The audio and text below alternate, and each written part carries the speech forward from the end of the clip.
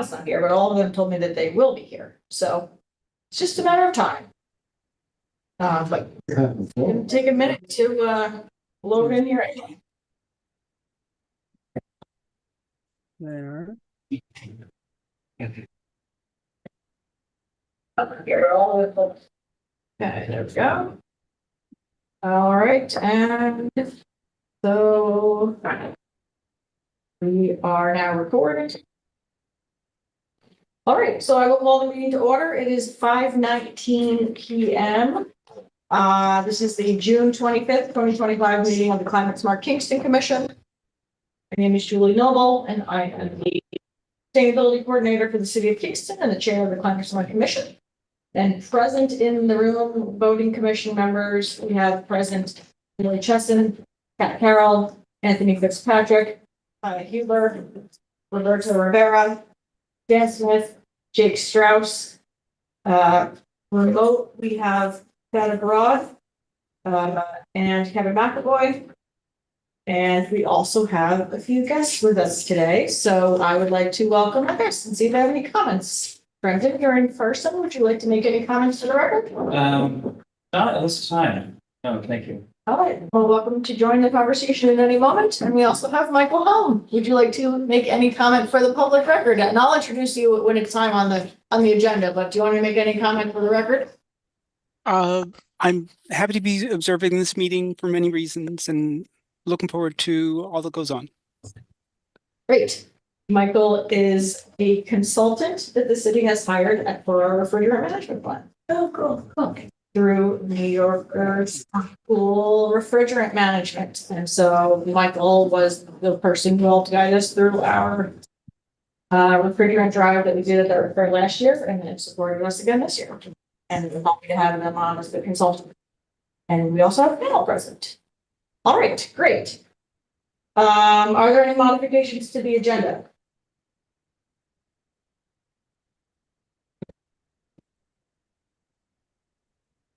Hearing none, we will review and approve the May 2025 meeting minutes. I had, I believe, maybe two small changes, Kevin, under old business. Right. That is quite literally right. Old business A, where it says actions determined from the climate action plan and pledge elements, blah, blah, blah. Cal, Phil, Betta, Kat, Emily, and Anthony. We had to keep that to 5 people so that we didn't take quorum issues. So we asked Anthony to hold off until further notice. So we can remove Anthony from that one. Okay.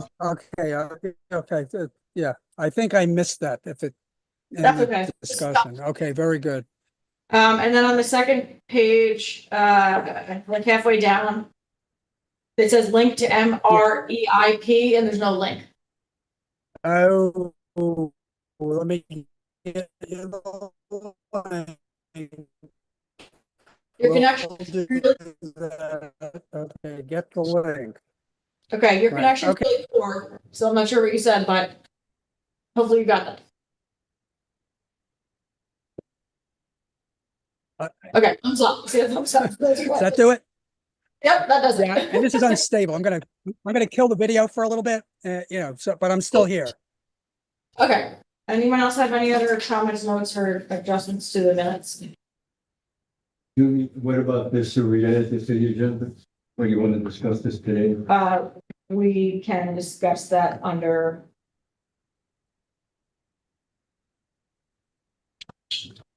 clean electricity, if you'd like. Okay. We can discuss that under C, clean electricity. Okay.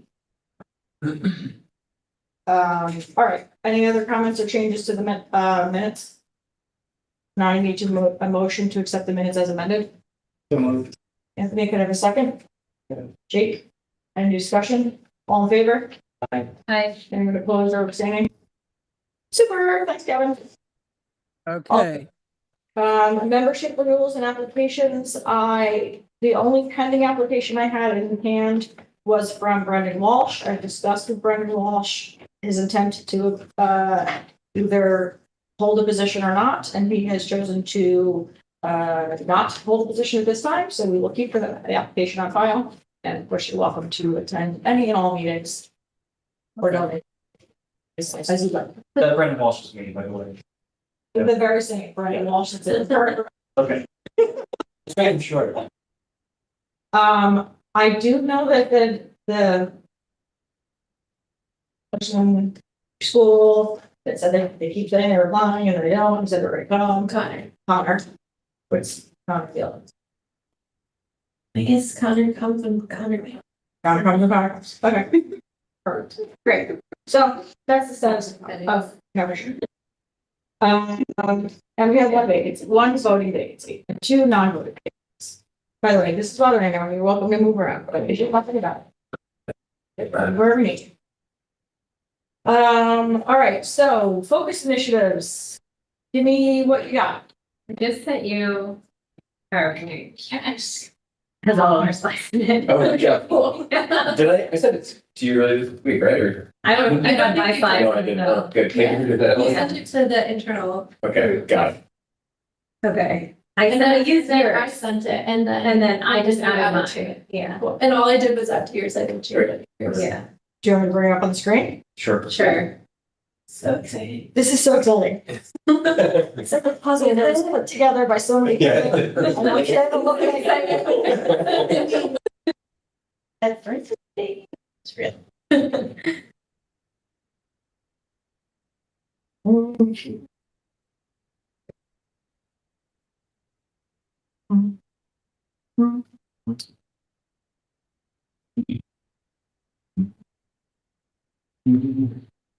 Well, oops.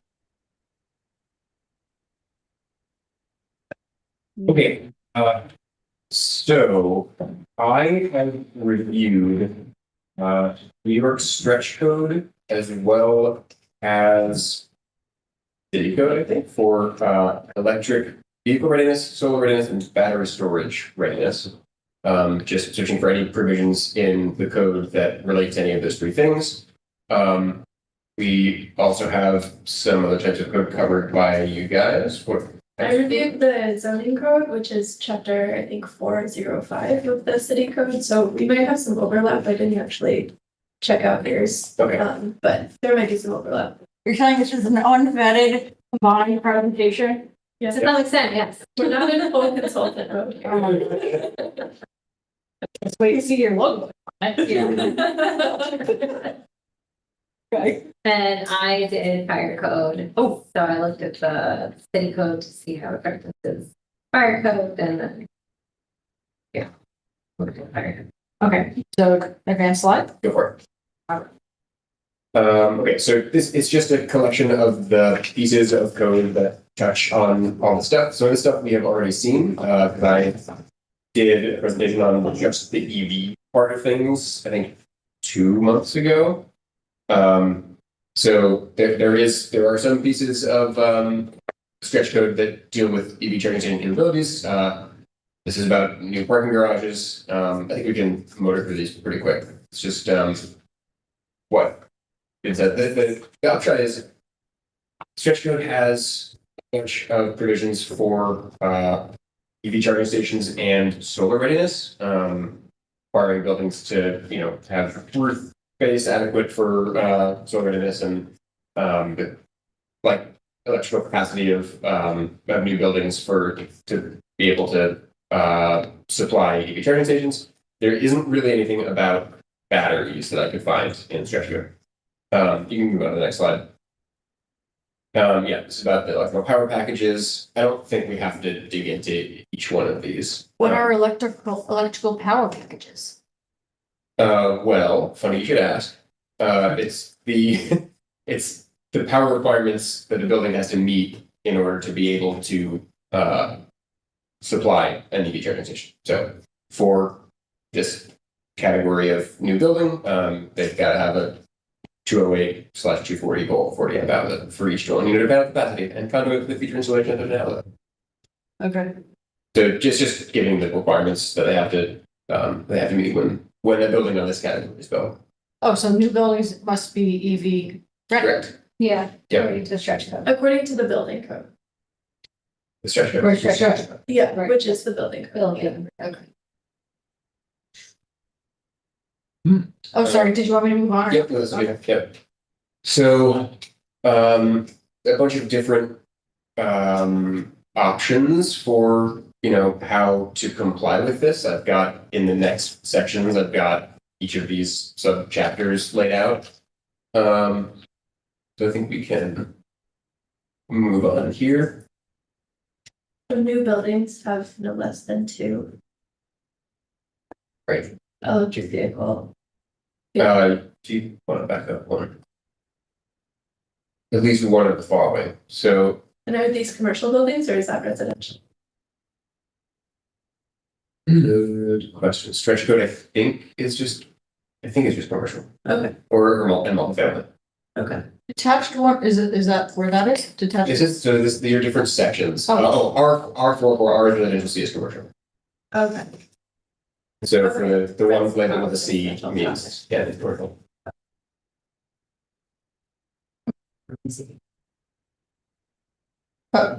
Which one am I at now? Keep going or step?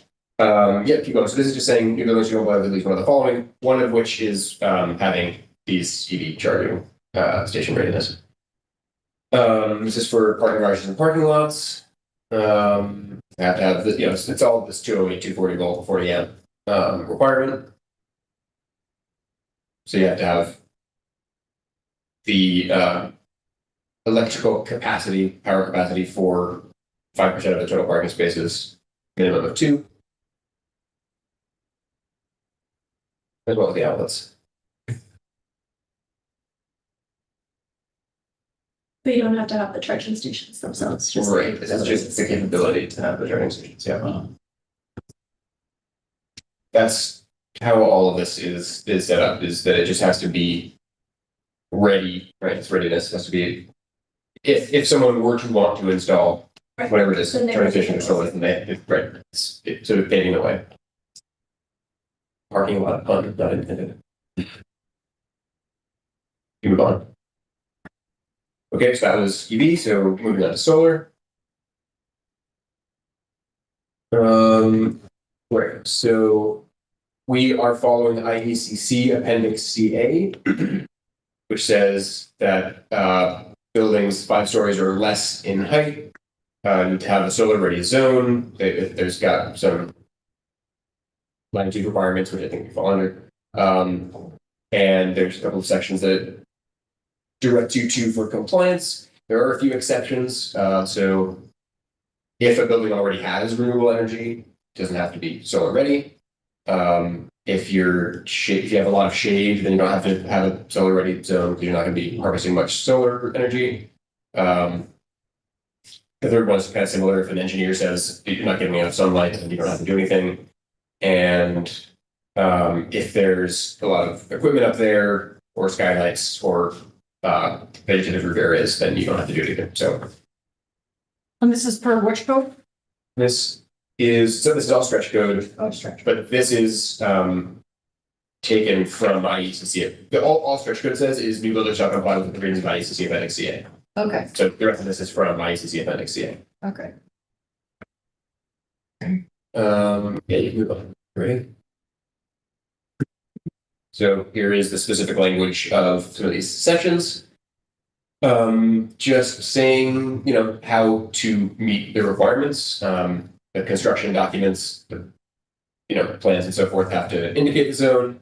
Has to be at least 40% of the roof area. It has to be either a single area or smaller separated areas, but they can't be less than 5 feet in width because how do you put a solar panel only that small? 3 for instructions. I don't know what a collateral dead load is, but maybe what else knows? Engineering. Right. Yeah, that means if you already have a lot of weight on the roof, then that will affect whether it's a good idea to put more weight on the roof, because especially on a flat roof, a solar system would have like cinder blocks holding it in place usually. Right. And so if you already have a lot of weight on the roof, they don't want you to add that additional weight unless they believe it. So that's the thing inside the. So they want to make sure it's rated to support a lot of weight. I see. And that you over-engineer the building so that there is enough structural integrity. Put more stuff on there. Full Extra weight of the solar panels and the cinder blocks or whatever's holding. Got it, cool. And snow blown. snow also, It's no, right? but you need to do that anyway. Is this a theater, but now you're gonna do.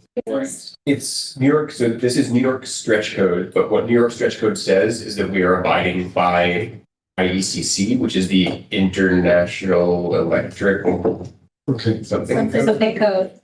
So, Construction code. well, probably, yeah. So we're just taking the sort of best in class existing code and just saying this is what we're calling it. But New York stretch overall, to clarify, is an optional building code that municipalities can adopt that was developed by NYSERDA to say this is the next step of like, this is what codes are moving towards in the future. This is like the, like Jay said. That hasn't been calculated yet. Yes. Kingston does follow. Kingston has it already follows it. Come on, Roberto, of course we have.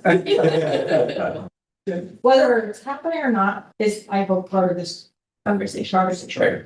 Yeah, so the state, and just, so there's like, the state has state level of the Uniform Fire Prevention and Building Code, and then there's the state energy code.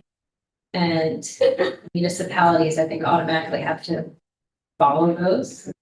And then they can opt in to taking on more aggressive code commitments if they want to, as long as they think of, like, that's kind of like the floor, like the fire code and the building code and the energy code. And then if they want to go above that, they can. So Kingston has adopted this stretch code, which is specific for buildings. And I will note, and maybe this will be part of this conversation also, is that when we adopted stretch code, we did so.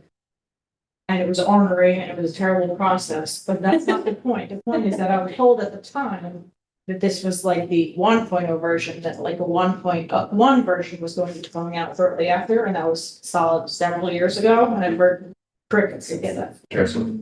So I don't know if that's something that could come into play. Maybe because, well, I don't know an answer to that question, but one thing I found through the research I was doing is that the state's getting ready to update the codes, like so maybe with this update, then maybe the energy code will come, the stretch code will come after that. It's supposed to be like, I think, like a 3-year cycle for updates, right? I don't know how It's often sometimes it it is, gets but really- they're doing it soon. They're supposed to adopt it in July. It's possible that stretch code was made up, nice, they just come here to. All right, sorry to derail. Clarifications. Okay, so construction documents have to show the pathways where conduit's gonna be routed. And you need space for solar equipment in your electrical service panel. This is for all new buildings, CA indicates commercial new buildings. for new commercial buildings of a certain size. Yeah, if you want to back up one, I think it, Sorry, new buildings, it does 5 just say. stories or less. Yes, there you go, thank you. Yep, so CA, we should, if you want, maybe you can click on appendix CA, 5 but stories or more. We should maybe just like clarify on this deck and send out another version with like which provisions apply to which type. yeah, I believe that CA means like commercial appendix A. But do you want me to click on it? yeah, go for it. I mean, I've been told not to click on random things that come from unnamed. Oh, no, I'm definitely not. They have not even telling me this. I got this little Microsoft has identified potential security concern. Maybe, not clicking on it. It goes to my agency website. Doesn't matter, I'm not clicking on it. Okay, fair enough. Yeah, you can. Well, I will try to find, see it, okay. So R44, this is back to residential, so buildings of a certain size have to, yeah, okay, so this is confirmation, appendix RA is for R44.2, so R meaning residential. And The previous one was, yeah. Yes, not appendix California, but appendix commercial A. So this applies to new 1 and 2 family dwellings as well, both the towns and also townhouses below, or I guess above a certain square footage. have to comply with these two sections with the following exceptions. If you already have renewable energy or if you have a lot of shade. And the next slide would be those sections that are RA 103.2 through 103.8.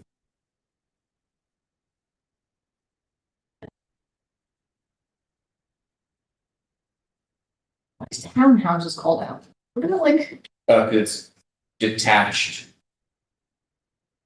The categories are detached 1 and 2 family dwellings, as well as townhouses, but I think you could qualify a townhouse if it's connected to a bunch of other townhouses as like 4 family or whatever, right? But they're saying that a townhouse above 1,400 square feet, Shall comply. right, counts as a single family dwelling. okay. Okay, it's the same kind of stuff. Construction documents have to make clear where the zone should be. There's some size requirements. Let's see. Information from instructions, structural design notes have to account for the, solar to be built. Pathways have to be indicated, service panels have to have reserved spaces, and certificates indicating the presence of a solar array zone needs to be posted near the panel. That last one is not present in the commercial requirements, interestingly. Where's the permit certificate? Is the planning department incorporating these things? These are good questions. These are, yeah, we should have those conversations. I assume it's a laminated sheet of paper.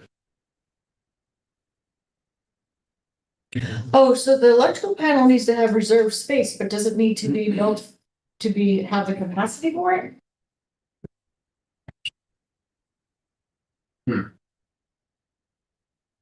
That is not specified. It just literally says leave a hole in the panel. Yes, I believe so. This is 103.2 to 103.8. This is everything that is required. Do you want to back up one? Yeah. Yeah. Yeah, it looks like there are no capacity requirements. Well, then how is it really ready? Good question. Having a hole in the meter in the panel doesn't feel like enough to me. If you back up to appendix CA.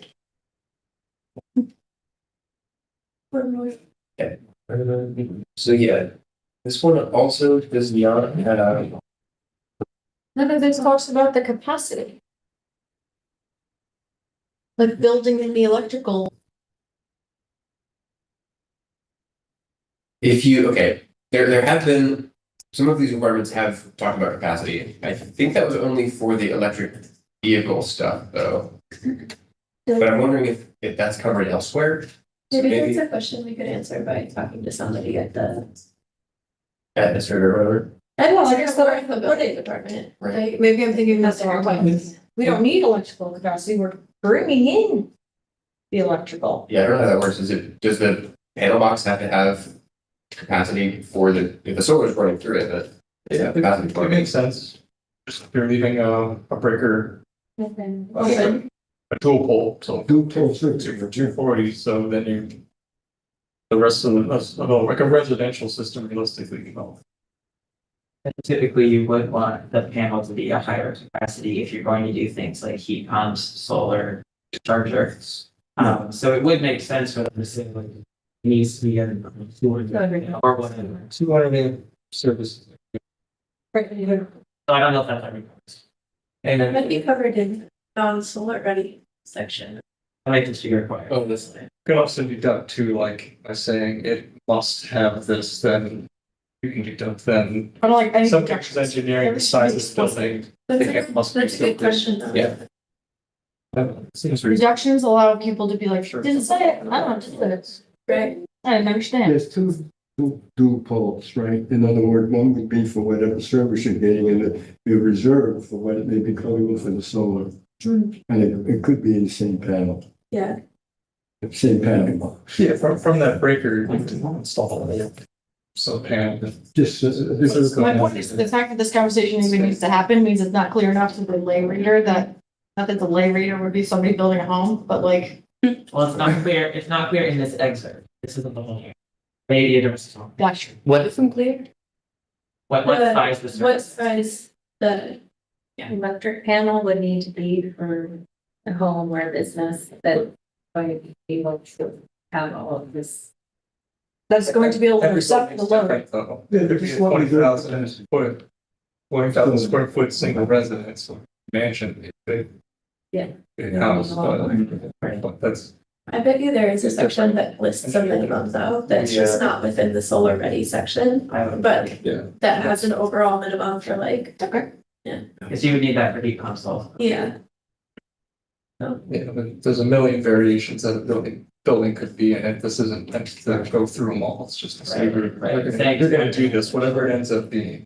Okay, cool. Yeah, I can make the next item to look into what other pieces of code address this capacity question. Okay. Okay, battery readiness, very little. So nothing in the state code says anything about battery energy storage systems, or energy storage at all. Wow. But NYSERDA has published the best guidebook. It's a lot of really good information there. It's a great website.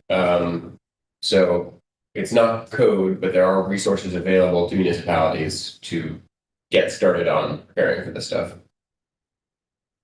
including a model law, which could be adopted. Yeah. So there wasn't that much overlap. Great. Okay. Keep going.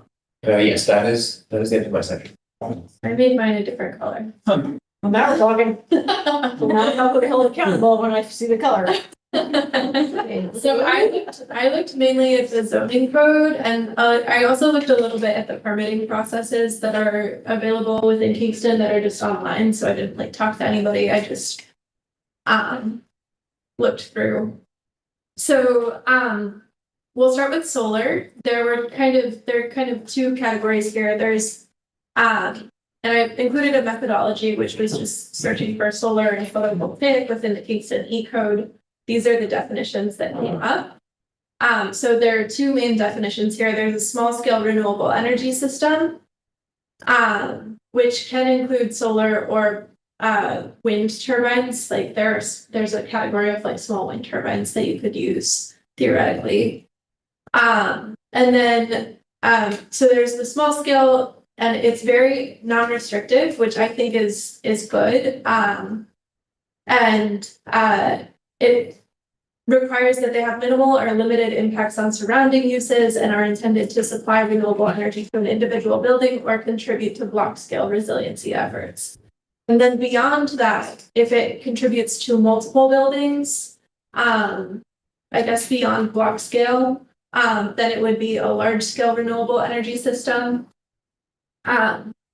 And so there are a couple other things here that further define what small scale renewable energy systems are. And you can read through that if you want. But if you go to the next slide.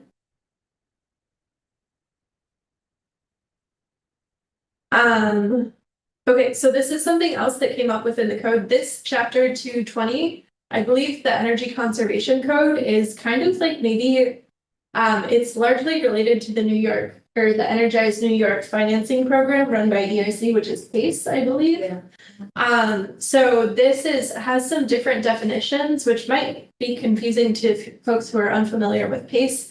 And I don't know how active PACE is these days, but it's definitely, this is just a different chapter. So we can kind of skip this one. I just included it because it back the slide. I just wanted to point out that I had brought up when I was doing the solar mapping thing with Mana, to Audrey Fredrickson, who works at Scenic Hudson, the whole 600 square feet thing didn't sound like a large amount. And she pointed out that that could be like a negative for developers if they saw that size being so limiting. But I really don't remember like where that conversation went. And I know I got Kevin involved and I don't really know where it went, but I'm just flagging that B. To me, Being very small. Yeah, to me, that makes sense because there is a different category for large scale renewable energy systems. So it's not that they're not allowed if they're larger than 600 feet. It's just like this is the category that's more for like individual building usage. Or something. Like, yeah, so it would be like essentially like a backyard. All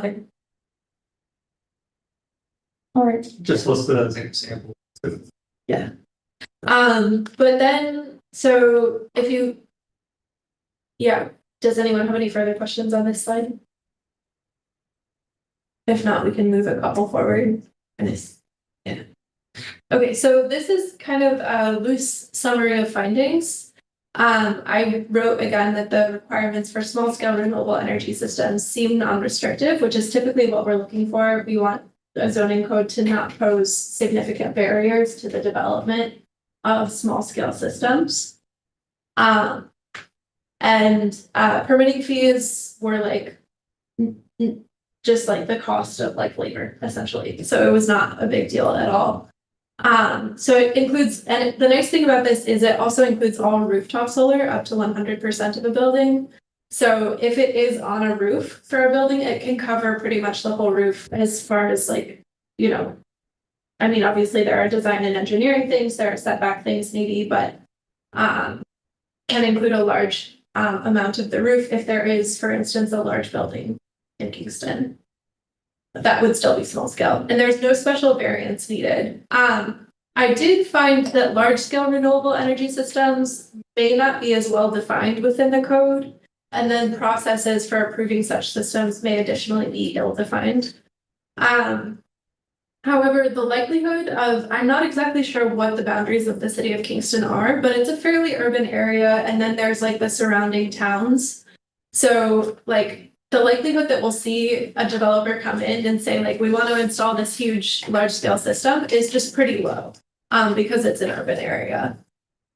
So that may be more relevant for surrounding towns. And then there is a, again, that legacy definition of solar within the Energy Conservation Code is definitely an older definition than the current small scale solar systems definition.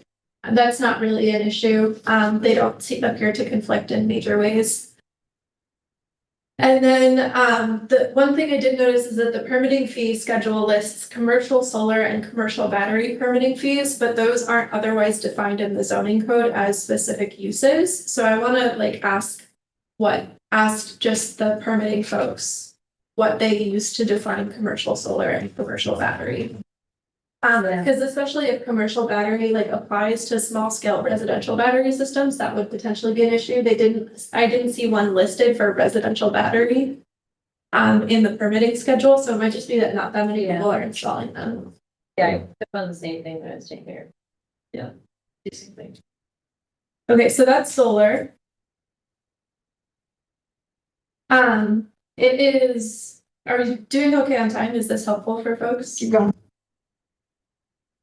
So the next thing I looked at was battery energy storage systems in the Kingston zoning code. I used again the same methodology within the E code, a couple searches. There is a $6,000 permitting fee for commercial battery permitting. Again, typically or presumably residential battery systems would not qualify under commercial battery. So I don't think that that would be an issue, but there is no listed permitting fee for residential batteries, which may create a lack of clarity there. There is a separate solar permit application, but not a separate battery storage permit application. And I didn't think that the electrical permit application contains sufficient information to suffice for battery storage really. But there is, as Jake pointed out in his slides, there is the NYSERDA battery energy storage system model permit and electrical checklist. That is something that the city of Kingston could potentially adopt. So for here, I put a next step being talk to the building staff, permitting inspectors about residential and commercial battery systems, kind of see what they're thinking, relay that there are going to be some updates that you'll get to in the statewide fire code, request clarity on permitting fees, and clarity on the definition there, and then request a separate online permitting application for residential battery systems. And that's pretty much that there. Okay. Next slide. And then electric vehicles. So I'm glad to see that there were so many provisions. If you go to the next slide, within the, Sorry, I'm thinking, maybe we could just go to my slides. I feel like they kind of connect to what you were just saying. And sure, then we and can go then back we to can come the back. EVs. Yeah, Yeah. sure. You just, it's. Those are everyone. This is like my last, I think. That's fine. Okay. So, okay, same color, I know. Sorry. Dang it. Fired when I wrote down blue. Yeah. Scratch. So, with fire code, Emily, blue fire code. In pencil on the list. list. Jimmy in red. That No. makes sense. We'll send a revised deck. Yes, you will. Okay, so my job was to look at fire code and then fire code handle, battery energy storage and solar and, EVs. So first, I just needed to understand what is fire code. I was kind of saying before, there's the state uniform fire prevention and building code. So that's called the uniform code. So it covers fire and building code. And so Kingston covers uniform code in chapter 172 of the E code called chapter 172 is building construction. And basically in chapter 172, section 3, there's some definitions, which are helpful. And so basically they define code as uniform code and energy code. So that's relating to the state fire prevention and building code and then the state energy code. So those are the two codes they're speaking to in the E code. And then in terms of fire code, they call out, the FCNYS Fire Code of New York State is currently incorporated. And then the uniform code, the New York State Uniform Fire Prevention Building Code is currently in effect and that's hereafter amended from time to time. So basically it's saying in Kingston's code that they abide by the two state codes and that seems like the code the code that the city abides by will automatically update when the state codes update. And then there was some discussion around like fire code in another section of the city's code under section 172-. Get into the details of it, so it's not very relevant to these clean energy technologies. So next slide.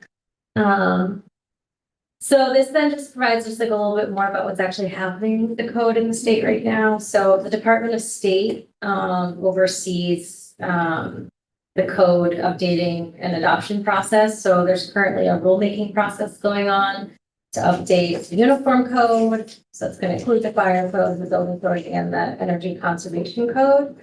And so this uniform code, when it gets updated right now, it's actually going to include the 11 fire safety recommendations that came out of the New York State Interagency Fire Safety Working Group, which I'll go into in a couple more slides. So basically, and in terms of schedule, they already had a kind of public comment period on these codes that closed at the end of May. So right now it's anticipated the final codes will be adopted in July of this year and will go into effect no later than January 1 of 2026. So all this is to say is Kingston will then automatically be using this code. So all of these things that are coming out of the fire safety working group related to battery energy storage, Kingston should automatically be incorporating because it will already be in the fire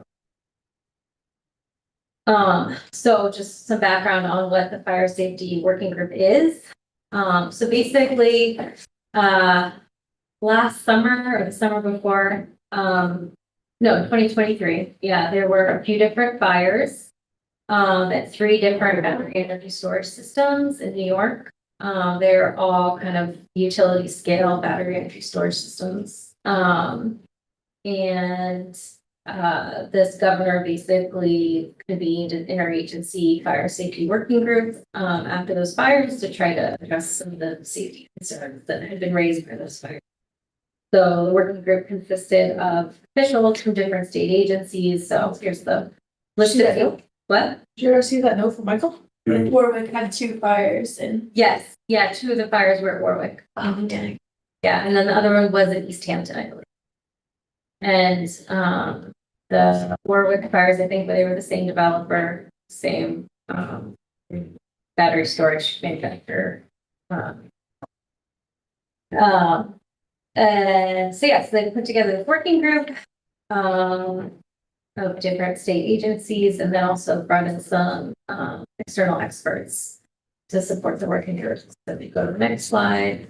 So the main objectives were to investigate the recent fires, inspect the recent installations of battery energy storage systems. Based on that, try to identify gaps in the state's codes, best practices that should be considered, and then develop recommendations for the fire code or the uniform code. So basically, the main results of this working group were in December of 2023, they came out with their initial findings on the emergency response to the fires themselves. And then in February of 2024, they came out with their initial recommendations. And then in July of 2024, they basically published their findings and recommendations for the draft fire code. So go to the next slide. So then I'm not going to go through these in detail a lot, but they're in here. Basically, this slide, these are the 6 recommendations that came out of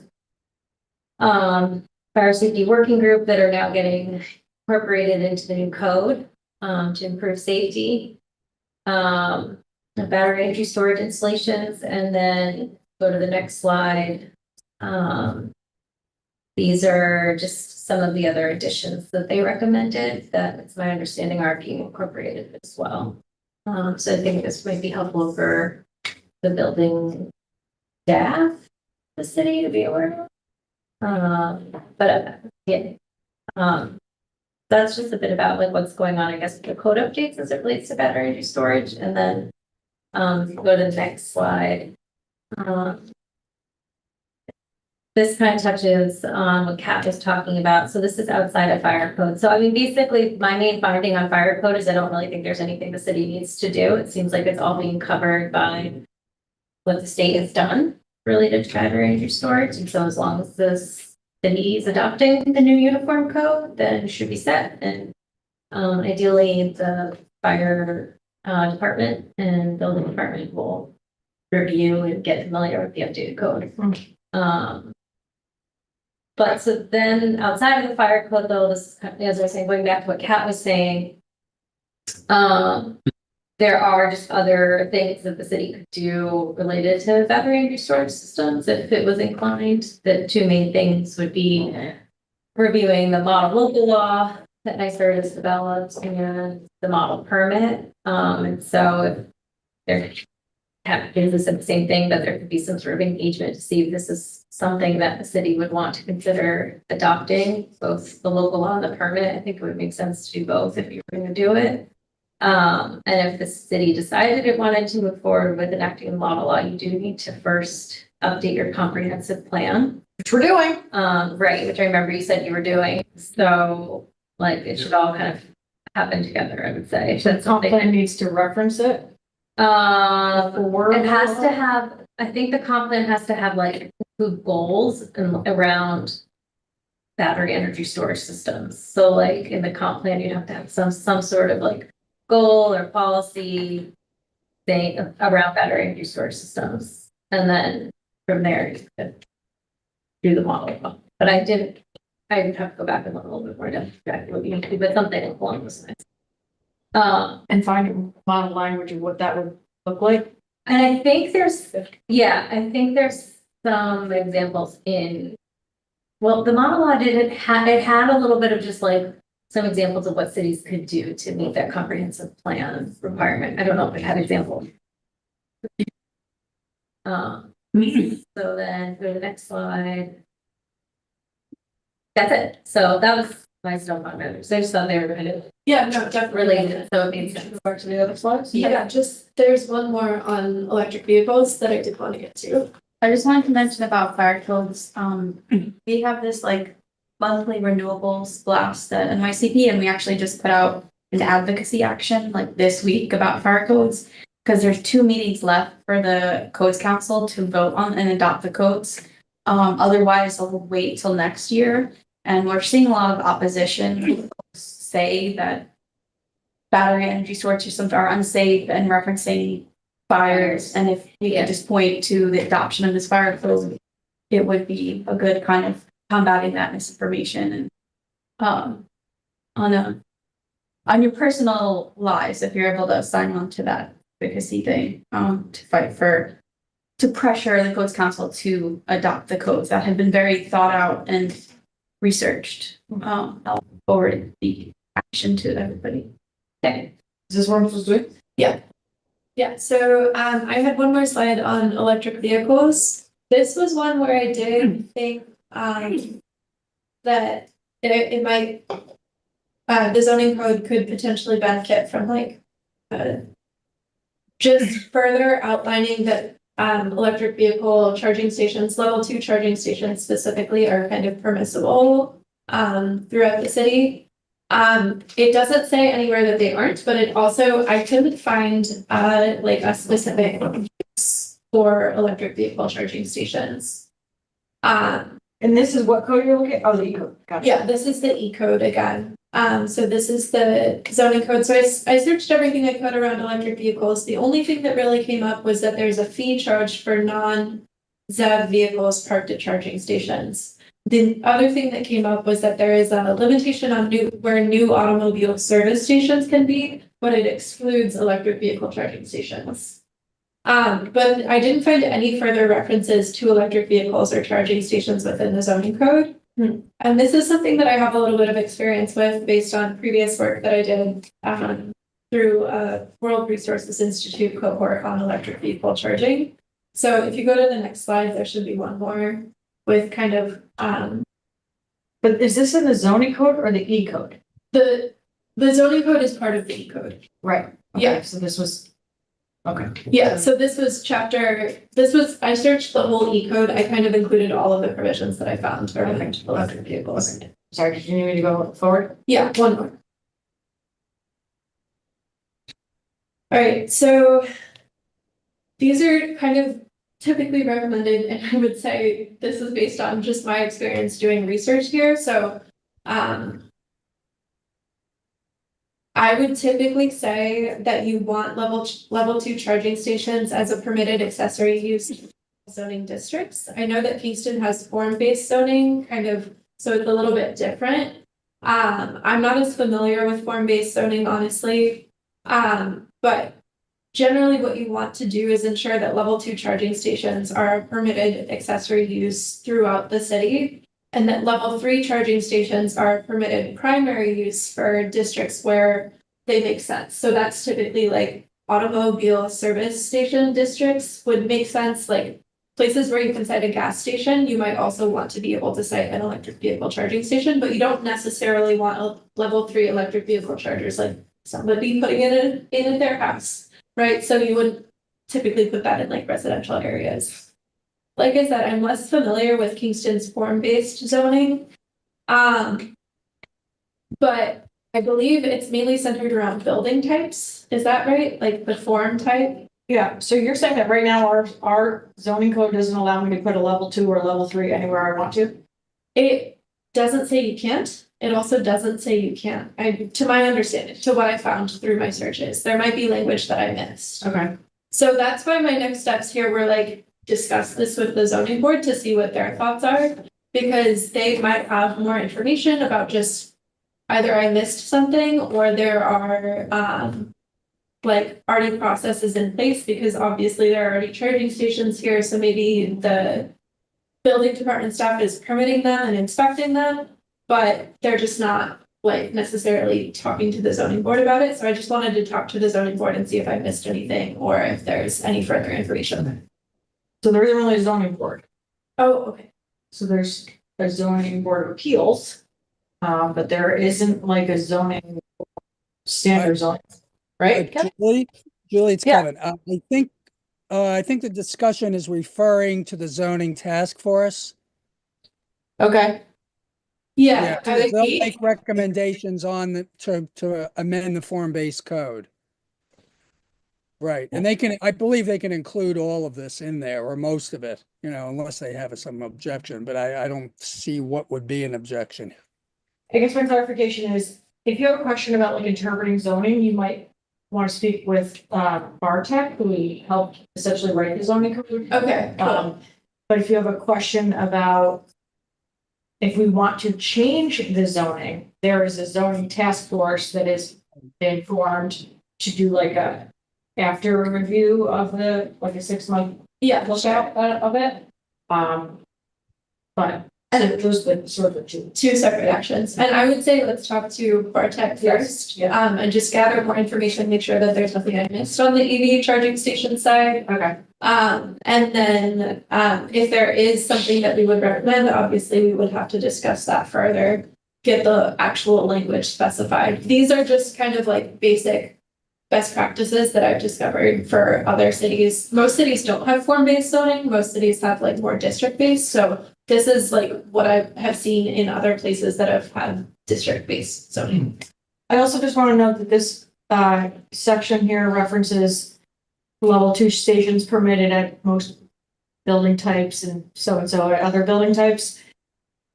We're currently exploring with this firm called Volt Post to put in charging stations not at buildings. So Right, I don't know like how curbside that, charging. yeah, so I don't know how that would fall into this. It would, but I guess what I'm saying is it might be addressed differently in the zoning, but it's not going to be like building based. These are have no affiliation with buildings at all. Right. Okay. Well, yeah, so basically my takeaway is like, let's have some more discussions with the buildings folks and the zoning folks to like kind of see where things are at, how things are being implemented. And that was kind of my set of takeaways there. Will these public stations have both level 2 and level 3? So this is just, the zoning code is just what makes it like permissible for folks to install stations. Right, and typically what I've seen is like, you don't want folks installing level 3 stations at their houses. So you don't want level 3 house. Yeah, Right. like, but even if somebody did, they probably shouldn't be allowed to, because that's, I don't know, so. Right now, there's no prohibition to having level 3 in your home. Yeah, right now, there's no prohibition, that's not, but mainly I just wanna like gather some clarity before. My question was, will public stations have both level 2 and level 3s together? Oh, I mean, I guess they could, theoretically. Yeah, do they right now? No. Yeah. Michael, you had a question? Yeah, I have a question about your code enforcement officers. I guess they're considered the authority having jurisdiction AHJ. And recently, New Yorkers for Cool Refrigerant Management has been submitting comments to the Building Code Council, asking them to take measures to adopt A3 refrigerants early. A3 refrigerants are flammable, and they're already allowed in some places in very small quantities, but they're not allowed in large enough quantities to do things such as for heat pumps. Well, in Europe, residential heat pumps that use refrigerant grade propane as the refrigerant are very common these days. They work great as refrigerants, and they're done in such a way that in most cases they're in a sealed unit that's outside the residence. And what circulates inside the residence is a glycol solution. So you can heat the house, you can cool the house, you can make domestic hot water, all with a heat pump system that uses propane as the refrigerant. And it's even less than you would find in a barbecue tank. So it's a fairly safe thing. In Germany, you can go to an IKEA and get a heat pump that uses R290 refrigerant grade propane as the refrigerant. Here, the building code still doesn't allow it. But what I understand is authorities having jurisdiction, such as the code enforcement officer, could say, you know, this isn't in our building code, but I understand that this can be done safely, and I'm giving you permission to do it. And I'm wondering whether your code enforcement officers ever do that sort of thing, or if they would be interested in it, because I think people who are trying to promote that sort of thing in this country believe that demonstrations are a way to move the process forward faster. I Is have that a no clear, idea. is Yeah. that a clear question? A clear question. I have no idea the answer. We can find out. I can find out. Somebody can find out. I don't know the answer at all, though. I mean, is in the relevance to this circumstances. Is this just about the refrigerant in the geothermal system? Right. So it's just about the refrigerant. So again, there's something called a monoblock system. It basically sits outside a house, captures heat from the environment and puts it into a glycol solution that circulates in and out of the house to cool and heat it. So you're not circulating propane in and out of the house, although there are some systems that do that.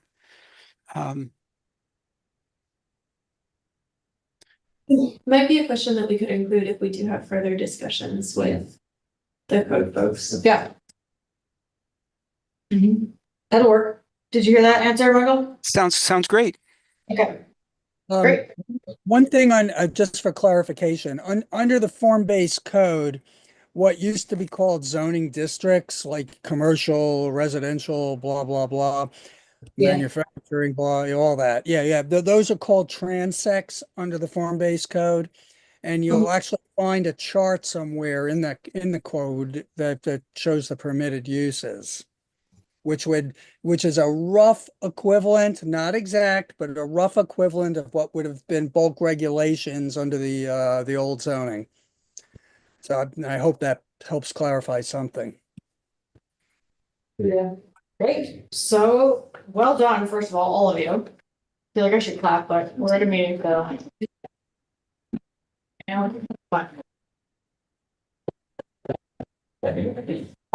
So it seems like there's quite a few next steps. Were there decisions or input that you wanted from us today?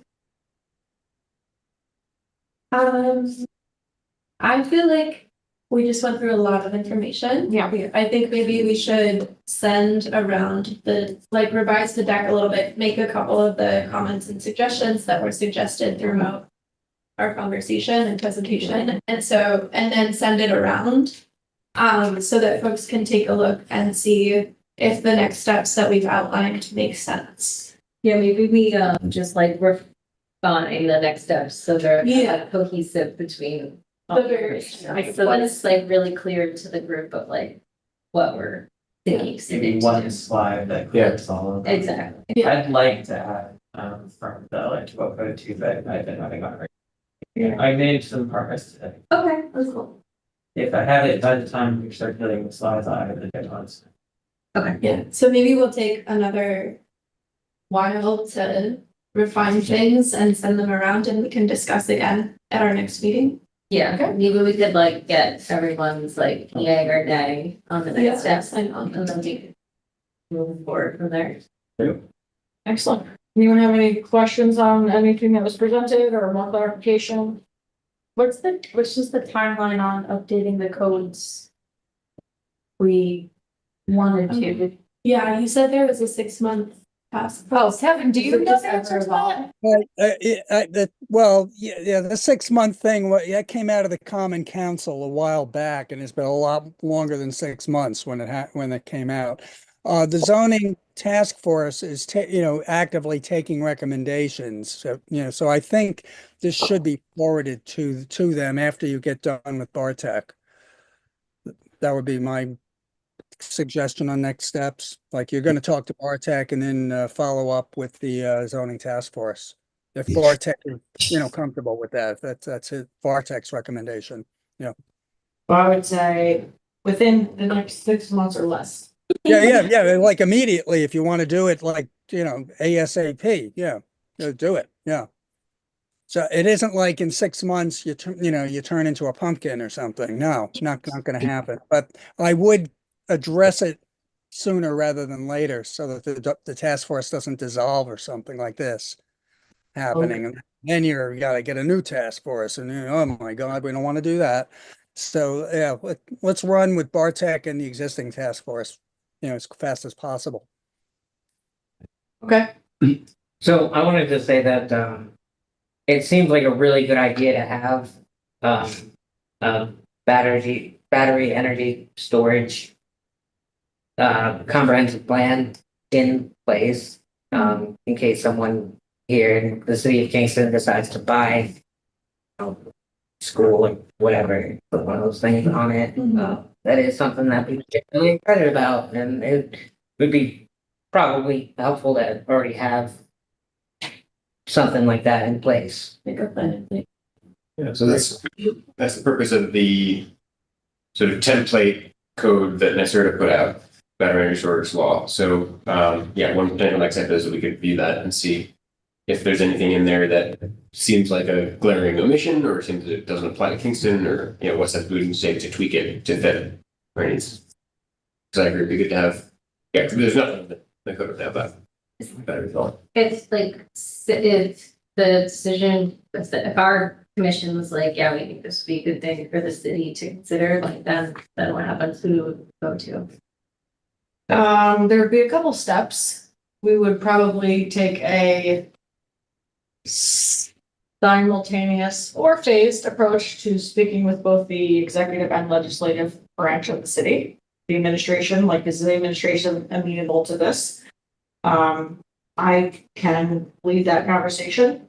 And if that is a yes, then it would be a legislative branch discussion of starting with educating the common council on it. So it would not be like, hey, we're here for our first meeting to have you pass this thing. Exactly when all these other things are happening. So I like to lead in with like, this is just informative. You will be making no decisions tonight, and I'm here to just tell you blah, blah, blah.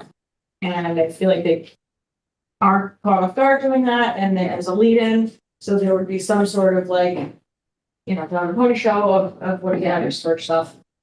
And, we're going to be coming back to you. We'll answer your questions. And these are some of the things we're looking at doing. Yeah. And that might be a couple month process. Would 100% be a couple month process.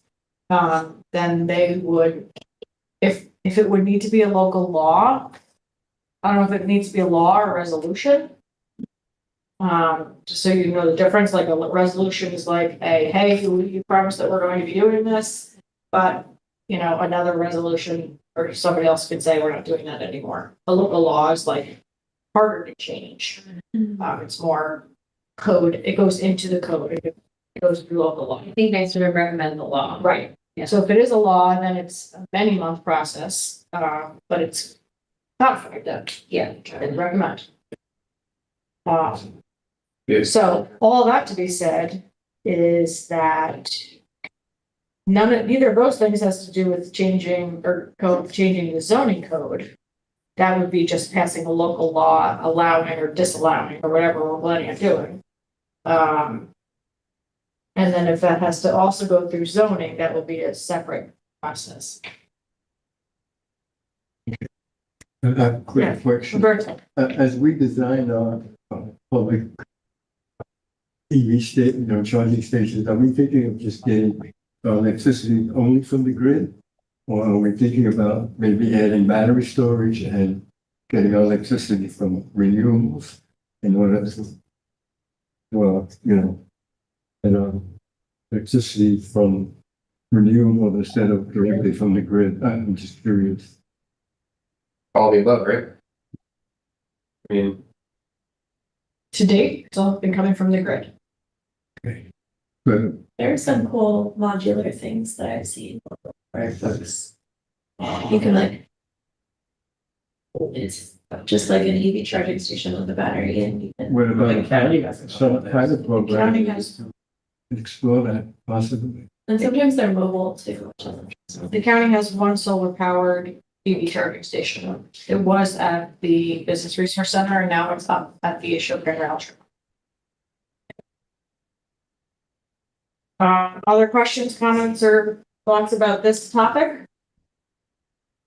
All right, to be mindful of his time, I'm gonna cut over to Michael to talk about refrigerants. Michael, I know we didn't have you prepare anything, but I just wanted to have you introduce yourself and tell folks, or I can, about the program that you're doing and, what our plan is, so that they're familiar with who you are and if you want to or need help from Climate Smart in any way. Very good. Yeah, I didn't prepare anything. I do want to show you, I grew up in Normal, Illinois, and I'm wearing a T-shirt from my hometown. It's my Normal. Normal, Illinois is my hometown. Yeah, I spent all my formative years there. It's my claim to being a normal person. And I'm just really pleased to be up in Kingston. I'm learning so much just from this meeting. I'm also the task force coordinator for the town of Warwick, and we're just like so far behind, and it's just so jaw dropping to see what you folks are doing. So keep up the good work. I'm really excited to be working on the refrigerants inventory. I know that if one of the things I'd like to do is at some point is meet with the people who worked on this back in 2020, because we got the spreadsheet that you folks. Dan Smith is here. He's the only person from that group that's still involved. So it was also Maya Nemisto and Jess Coonan. Was anyone else involved in that work that was done? No. Oh, and Sean. Okay, so none of those other people are involved anymore. But Dan Smith definitely is. Right. And so all that information has been passed over. So yeah, a direct connection. I can make that connection. Unless, do you have Michael's contact information already? Yeah. Oh, you do. Okay, great. So yeah. So we're digging in, we're trying to get around to all the buildings, get every piece of equipment. We discovered something very interesting in the DPW automotive, in the DPW garage. They do have the proper equipment for doing motor vehicle AC maintenance for the earlier refrigerants R134A. That's very good. It's basically means they're following the best practice. I assume they're using the machine properly. They had a cabinet full of refrigerant tanks, 2 tanks of R134. This is what they're currently using that they have to put into the vehicles. When they lose charge, that's what we recharge with. And their machine that they have automatically does that. It's a really cool machine. And there's YouTube videos about it that are interesting to watch. But they also have 2 extra tanks of R22, which is what they used to use for school buses, but they haven't used for years. And they've got an old tank of R12, which is, from years before when they stopped using that in automobiles in the 90s. And so they've got all of these old tanks sitting around, but they're actually very valuable refrigerants, and hopefully they'll be sold or we'll find something to do with them. Actually, you do use R22 in other places. I'm not sure if you can use that same tank for your buildings that use it, but it might be useful there. So I really didn't prepare anything to say, but we're just getting started. I'm interested, and so Julie, if you want to give some overview, and then maybe I'll come up with some other things to say. Yeah, sure, no problem. So we just had a internal staff kickoff meeting with State of Hudson Valley just last Wednesday, maybe. We were just a couple days, we just got into contract. So Brad and Phil and a colleague of ours, Ryan Kuhn, have been have committed to helping to go around to the different spaces and help to update any inventory that is there. They're doing a labeling system so that every asset has a label on it, which has I don't remember what it says on it, but if you're going to replace this, then communicate with this person or this email, whatever. We set up a refrigerants at kingston-ny.gov email.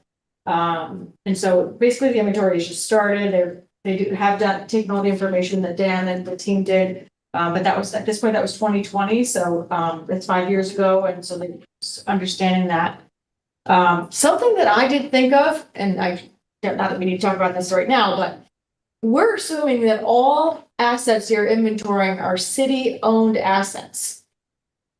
And maybe this is my own problem, but you inventoried my refrigerator, which is technically a wine cooler that I use as a refrigerator, but I brought that in from home. And if I leave, I'm taking that with me. That's mine. Yeah. So that's Yeah. not a city asset. It happens to be on city property. Maybe there's some sort of squatting thing that like if I'm bringing it, it's automatically city property, but that's my refrigerator. And I wonder That's if right.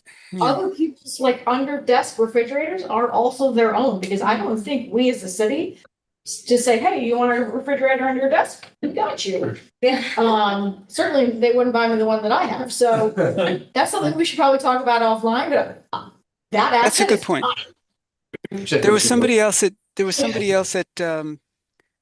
think it was DPW who had a refrigerator, and especially it's the mini fridges. A lot of them use R600, which is an isobu. It's a natural refrigerant. It has no global warming potential. It has no PFAS in it. It was our own refrigerator, and I noted that we had it, but it is a good question about whether or not we should include it, because it's not really the city's.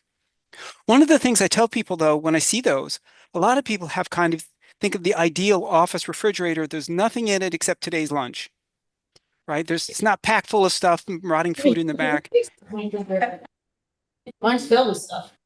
Yeah, but some people, they think, Talk about that offline. I will though know when they came to do my inventory in my room that my refrigerator is like super, super, super efficient and great refrigerant wise. And my air conditioner is this like no label 1957. Yeah, Like, a who perfect. knows what? I think I'm killing everything I've ever done in my life is like negated when I turn the thing on. It's like the worst possible thing, right? My air conditioner is terrible. Well, it is what it is. it's a PTAC unit. Also has a resistance electricity heating element to it. So, yeah. My point though about the mini refrigerators is it's better to put in like plastic water bottles, like in the freezer or something, because those will retain the mass and they will use electricity that way. So if anybody has their own little office refrigerator that they don't leave anything in, it's best to put like empty plastic or filled plastic water bottles in them so they don't use so much electricity. Oh. Okay. So anyway, that's where we are. The timeline for this project is to be done with all of the policies, all the procedures, all of the plans, all the training, everything by the end of this year. We realized sort of in this inventory phase that although I know a number of climate smart folks were like, well, help out with this. It's very hands-on, like getting into the municipal buildings, and we're doing a lot with like municipal access. So we've prioritized doing that with municipal staff. But there was definitely going to be a big portion of this that is going to be the outreach and advocacy part and just community connection on it. And so that will be a big goal for Climate Smart at that point for sure. Anything else you want to add? That's good. I'm glad I saw this meeting. So I'm thinking, well, when we get the inventory done, we'll make a presentation to this group, and I kind of see how you folks work. So I'll try to be ready for that. Perfect. We're going to keep going. You're welcome to stay as long as you want. You can leave whatever you want to do. I think it's dinner time here. I'm surprised you folks meet so late. You must be hungry. Yeah, here. All right. Thanks for having me. Take care. All right. See ya. Okay, so let's see. I know that at least one of us has to leave. I know we'll still have 4 meetings. Okay, so moving powering on to other focus initiatives. Anything on the website? So the website, I received comments from you, Julie, on the Google Doc. Did anyone else put comments into the Google Doc? Would anyone else like an opportunity to review the text? If not, I can move ahead with Julie's comments, but it would be great to get maybe 1 or 2 more people to take a look at it if anyone I wants. want to look at it. I just want my phone. Okay, cool. It's priority. Yeah, so, yeah, let me know when you do that, and hopefully, if it's like at least a week before our next meeting, I might be able to make those updates and present a more finished version and print it out. Basically all text. Perfect. Thank you. And then I just wanted to review the paint recycling event, and also directly thank Anthony and Jake for participating in that event. Was rainy. It was really rainy. I'm really cold. But it was so, I'm just speaking for myself. So fun. It was so fun. I was like hello, what am I gonna say? We had 480 vehicles, which is so great. We gathered 72 cubic yard boxes of paint, which ended up being for latex, water, and acrylic paint, we got 53,696. And for oil-based paints and paints and sealants, I guess, we got 7,054 pounds for a total of 60,750 pounds of paint. Oh, wow. And went in a follow-up with people with the paint, green sheen people. They said it was clear that your community used this as a purge event. So they do these events. This was like the 12th or 13th one they had done this year already, and it wasn't rained every single time. And they could tell because people weren't coming in like 1 or 2 big cans. It was Right. like- Well, Yeah. yeah, they all know this.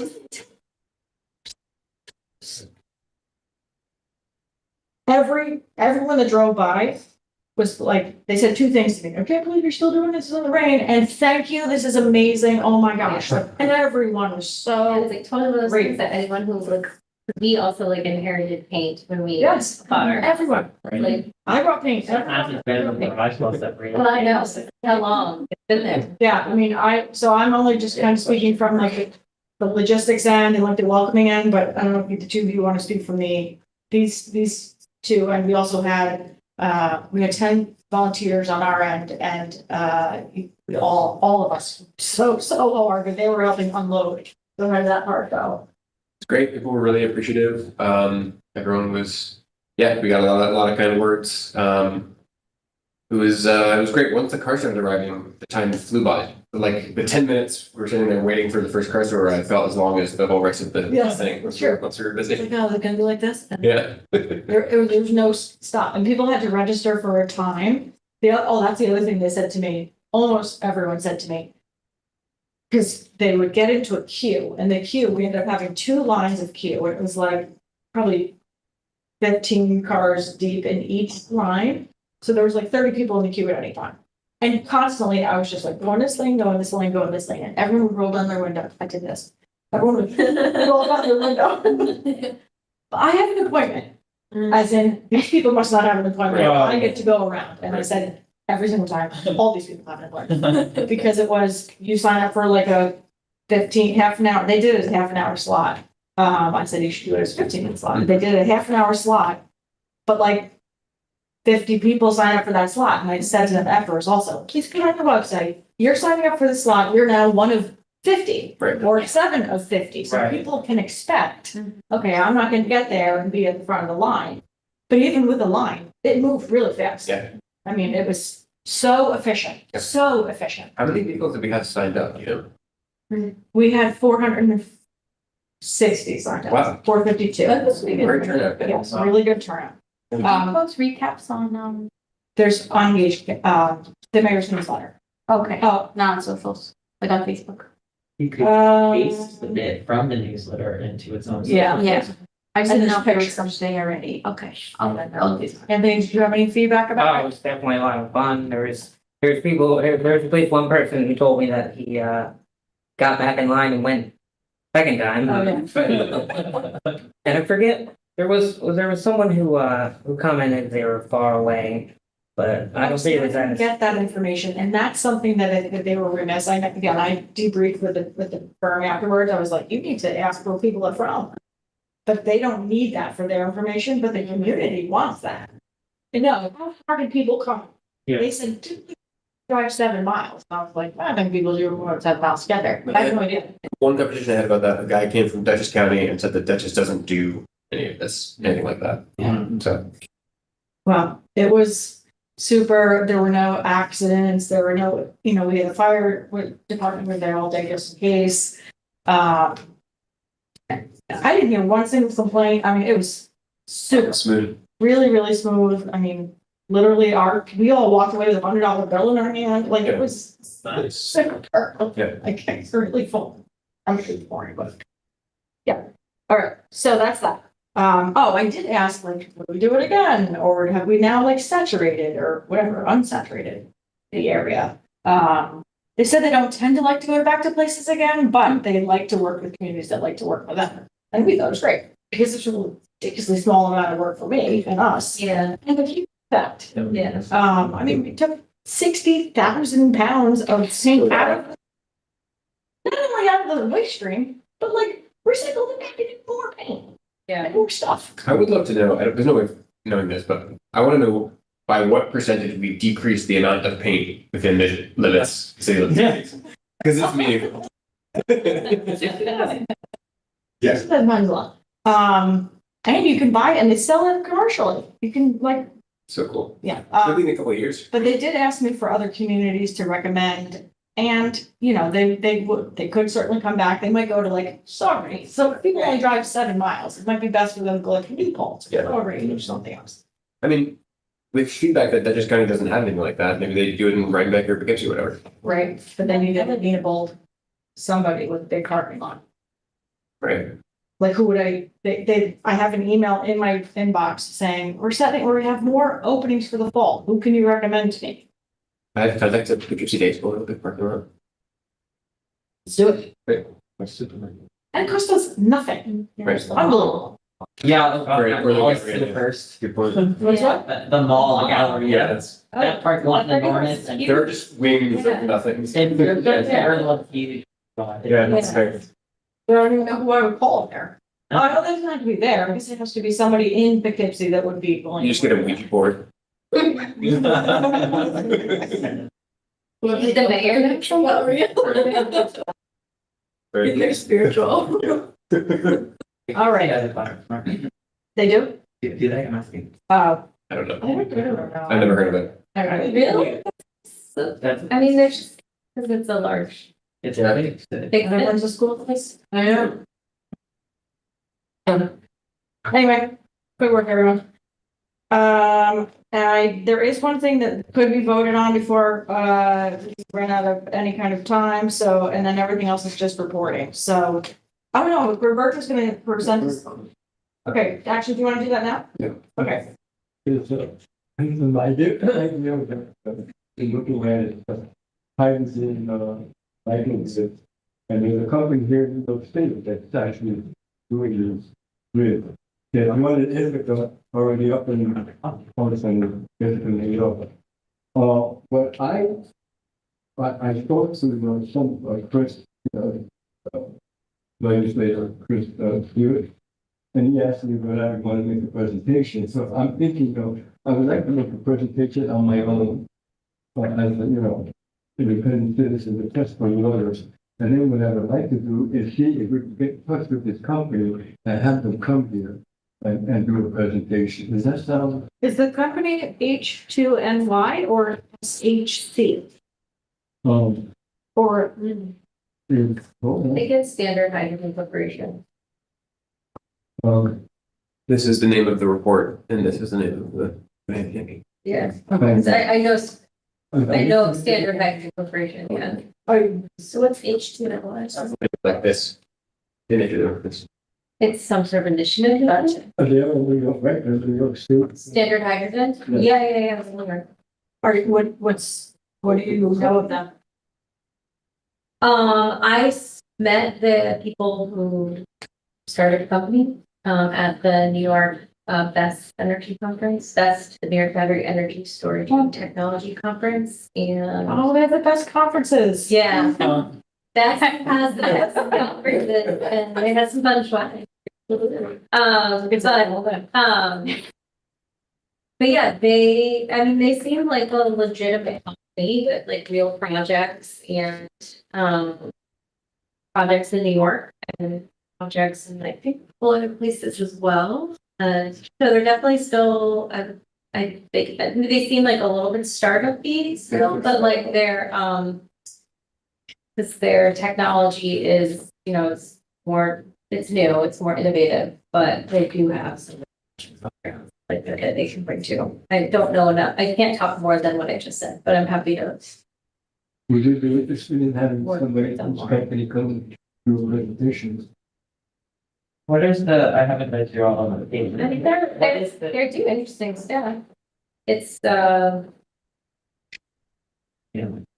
I'm curious what the use case for hydrogen is from their projects. So like, what are they interested in producing hydrogen for? Like, is it for vehicles? Is it Yes, for- they want to reduce hydrogen for the grid. It's one of their objectives. Also, to Kind of reduce storage? hydrogen storage, right? So that'd be available when needed as a battery. Sure. And also to charge up EVs. Or what you understand, that makes sense. Okay. Yeah, it says clean hydrogen fuel for buses and public fleets. EV fast charging. I think it's just a very short little thing. So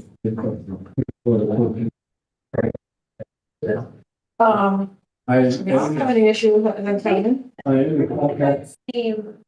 Same might be Michael. I could be wrong, but I know he also works at Cornell, I believe. Who does this and like other, With Cornell, they're doing a lot of research with batteries. yeah. What's his name? Bruce?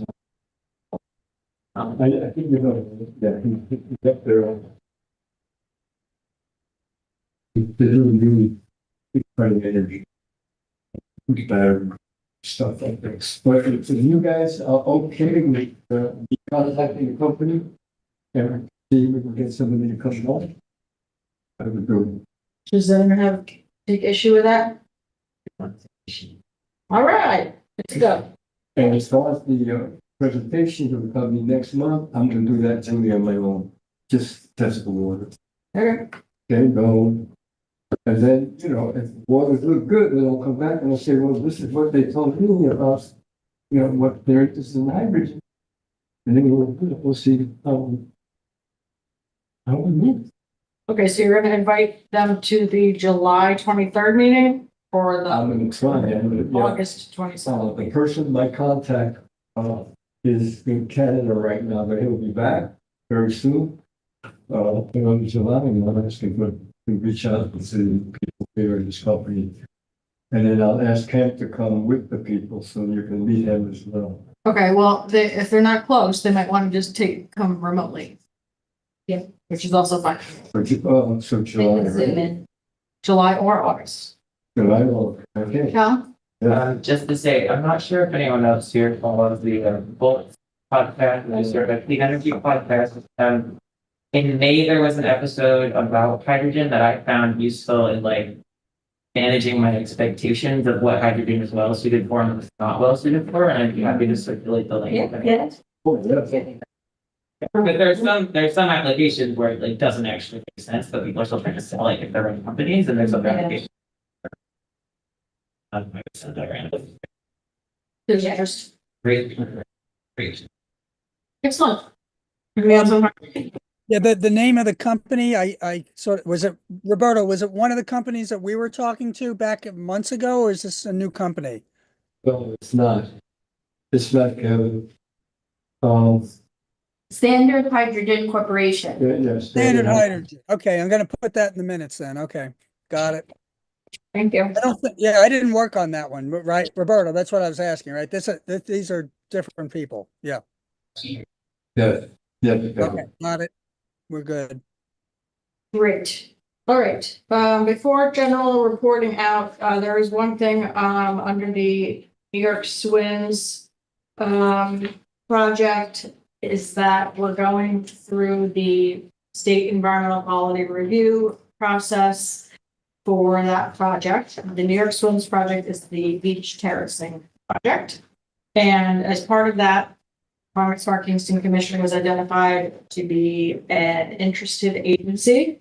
If you're not familiar with how a seeker works, it's a environmental review process on a state level that there needs to be a lead agency. That lead agency then needs to make sure that everyone else is okay with them being lead agency, and the other people that need to be okay with it are either involved agencies or interested agencies. Involved agencies are agencies who have authority over making some sort of regulatory decision about the action. So in this case, the involved agencies are groups like Department of State and DEC and the Planning Board and Building Safety and Parks, Recreation, and Historic Preservation, Army Corps, those folks have regulatory decisions about this project. Then there's other groups, those are called interested agencies that are like, I just want to know more about it and I want to have an opinion on it. During the process for seeker, there's what sometimes it's done as a coordinated review. In this case, it is being done as a coordinated review, which means everyone needs to have the opportunity to say, hey, I want to be lead agency, or sure, you can be lead agency, and I like what you've done so far, and I approve of it, or hey, I think you could be lead agency, but I suggest you also do these things in your review, or did you think about this? So, long story short, Climate Smart Kingston has been identified as an interested agency for the project, which means a communication has come to Climate Smart Kingston Commission from Julie to Julie. And Okay.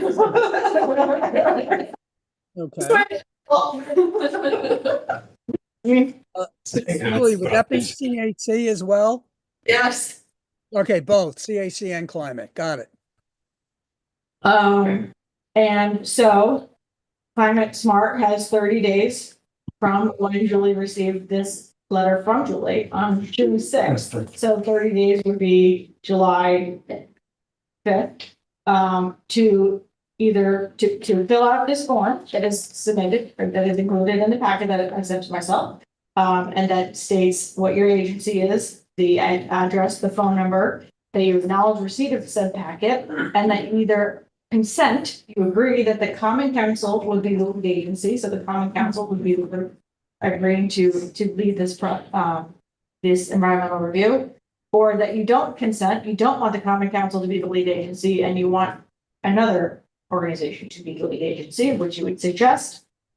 And we agree that then I would sign this and send it back to myself and then we would be good. So, the project, if you're not familiar with it, consists of building multi-tiered raised beach terraces, a boat kayak launch on the west side, a pier on the east side, and a promenade between the parking lot and the beach. And this is happening at Kingston Point Beach. The city common council has declared itself as lead agency for now, unless somebody else disputes. And the project manager is me. Filled out the short environmental assessment form for the project, and the main things to know are that this does not involve the adoption of a plan. There are permits required, including the Army Corps of Engineers, the Office of General Services, State Historic Preservation, New York State Department of State Coastal Consistency, and DEC permitting. The total acreage of the proposed action is 10.57 acres, and it's 1.72 acres that are going to be physically disturbed. It touches parkland and aquatic land. It is a permitted use under the zoning and comprehensive plan. It is consistent with the character of the landscape. It is not touching a critical environmental area. It is not going to result in increased traffic. There are public services available. There are pedestrian accommodations and bicycle routes available. State energy code is not applicable. It is going to connect to existing property, private water supply. So we're actually going to be putting in a new bathroom there with running water and flushing toilets.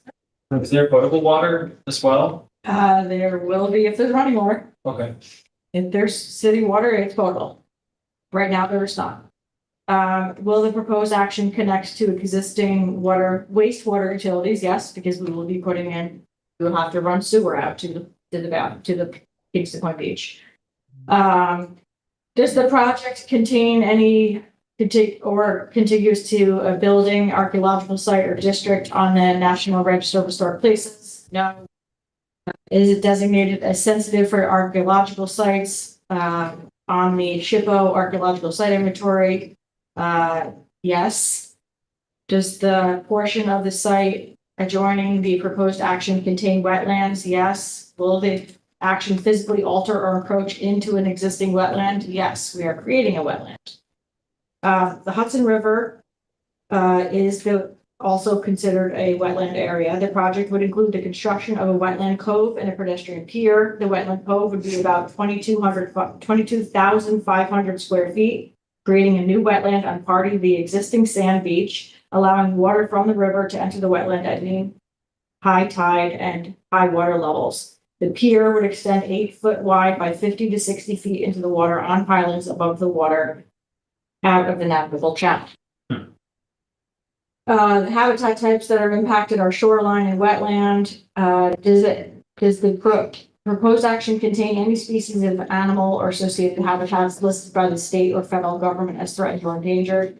Yes, because sturgeon are listed on the endangered species list, and so sturgeon are present in the entire Hudson River, so the answer to that is yes. Is the project site located in the 100-year floodplain? Yes. Will the proposed action create stormwater discharge? No. Will stormwater discharges flow to adjacent properties? No. Will stormwater I said that already. Will stormwater discharges be directed to establish conveyance systems? Yes. Stormwater will either infiltrate into the sandy beach on site or into the existing conveyance systems within the existing parking lot on site. Does the proposed action include construction or other activities that will result in the impoundment of water or other liquids like a retention pond, waste lagoon, or dam? No. Has the site of the proposed action or adjoining property been the location of an active or closed solid waste management facility? No. Has the site of the proposed action or adjoining property been the subject of remediation for hazardous waste? There has been a resolution put before the Common Council, again, where they established themselves, at least for now, as lead agency, listed this as an unlisted action as part of seeker, as it's not on the type 1 or type 2 lists, and is seeking this coordinated review, which is why you got this information. So by July 5th, ideally by today, so I can just do this now, this commission can, if you do not, by taking no action, you're assuming consent.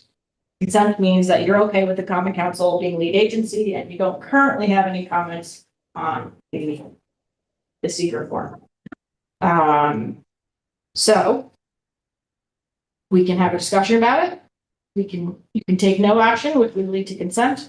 You could actively consent, or you can not consent and suggest that someone else serve as lead agency. You also can comment on the lead agency, consent or not consent, and you could not say anything about any of the other issues.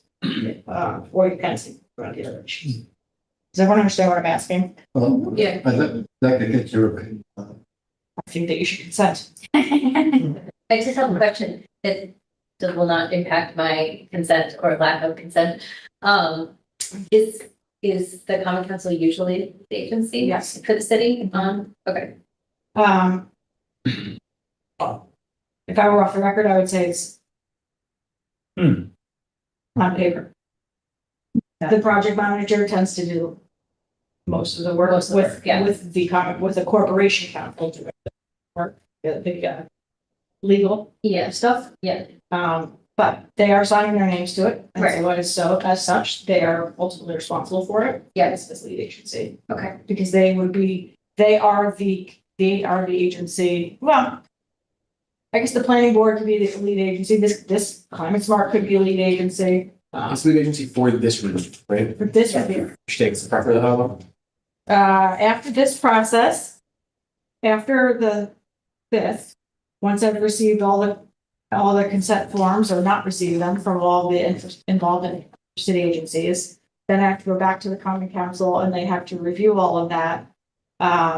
And they have to confirm the lead agency, and then they have to, if there were any comments or anything, they have to review any of those. And I believe at that point, they can then make a declaration of either a negative or a positive significance for designation. So this can, because it's not a type 1 actions are things where like, Yeah. we're gonna close this, and this forest is going to be gone, blah, blah, blah. And then people have to go through the entire environmental impact statement and do a whole big evaluation.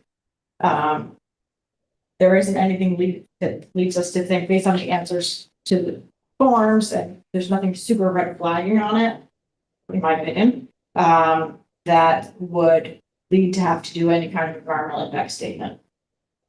Thus, the Common Council could automatically say, we consider this a negative declaration, neg deck. And negative declaration is, this is not going to have a significant adverse effect on the environment.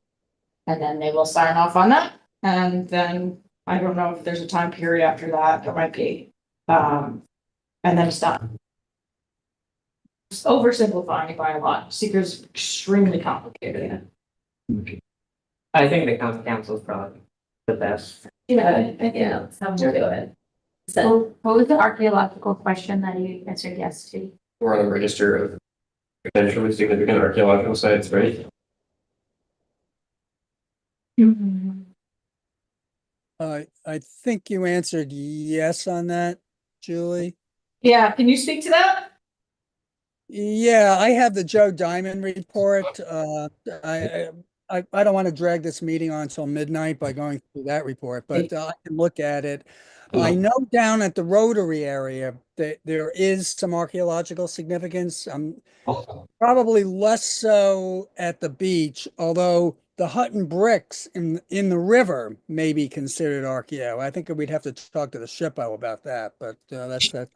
Yeah, and I actually think this is because of the Hutton Brickyard area, because it does Yeah. say, is the project or any portion of it located in or adjacent to an area designated as sensitive for archaeological sites? Oh, it's Yeah. the property next to it that has the, yeah, I think this is the reference to the Hutton Brickyard's property being adjacent. Okay. Yeah, and I think we also found something over near Heritage Fuel at some point. Right. That came up with the Friends of Historic Kingston. They had sent me some information. So yeah, it's around, but is it where you're actually doing the construction? The bricks might be considered significant, that are on the beach and in the river, but the rest of it, maybe less so. And it's all sand that we brought in, so. Does this commission have enough of a stake in the area to be eligible for lead agency? I don't know by seeker standards what qualifies or disqualifies an organization for being lead agency. It might just have to be some group of people that want to be lead agency. It might be as simple as that. I have no idea. So I would say the short answer to that is probably yes. Typically, it's a regulatory board. Typically. There might be exceptions to that, so I wouldn't want to get quoted on that. But yeah, typically like the planning board or the common council, those are regulatory, bodies. Yeah, and we're not at climate and we're not at CAC either, but we are at landmarks. And kind of the way you tell is if you have to fill out the financial disclosure form with Amy. I don't think any of you had to do that, so I think you may not be able to do secret. I mean, you can send a letter consenting to the lead agency. That's fine, but being the lead agency, I don't know. Did you guys go over this at landmarks? Because it was also sent to landmarks. We didn't review that yesterday, but there's another meeting coming. That was a special meeting we had, so there'll be another meeting coming up in early July. Okay. That's as far as I know. Yeah. Right, because you're on that list. 30-day period. Yeah. Okay. We're not going to seek lead agents. We never seek lead agency over there. Okay. Now that I've said that, somebody will say, yeah, well, we should be the lead agency. No. I don't think they will. No. All right, so I would say, considering this is going to be a form that is submitted on behalf of the commission, that there would be a vote. So I would need a I motion. call a vote. Okay. I call the vote. Oh, you call it.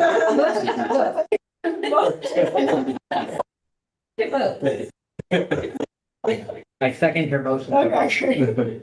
Any discussion? Yeah, who motioned and who seconded? So I make that.